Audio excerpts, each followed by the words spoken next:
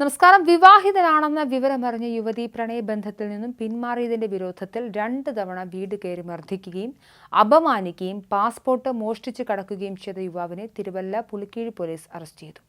നിരണം കാടുവെട്ടിൽ വീട്ടിൽ സച്ചിൻ കെ സൈമണാണ് അറസ്റ്റിലായത്. 17 രാത്രിയും പിറ്റേന്ന് രാവിലെയുമായിരുന്നു അതിക്രമം.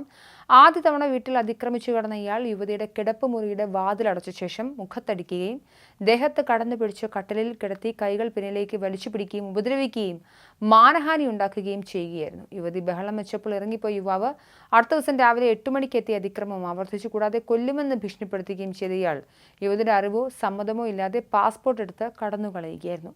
സ്റ്റേഷനിലെത്തി വിവരം പറഞ്ഞ യുവതിയുടെ മൊഴി CPO ശില്പ രേഖപ്പെടുത്തി. തുടർന്ന് SI K സുരേന്ദ്രൻ പ്രതിക്കെതിരെ കേസ് രജിസ്റ്റർ ചെയ്ത് അന്വേഷണം ആരംഭിച്ചു. യുവതിയും പ്രതിയും മുമ്പ് പരിചയക്കാരായിരുന്നു. അടുപ്പത്തിലായ ശേഷമാണ് ഇയാൾക്ക് ഭാര്യയും കുടുംബവും ഉണ്ടെന്ന് അറിഞ്ഞത്.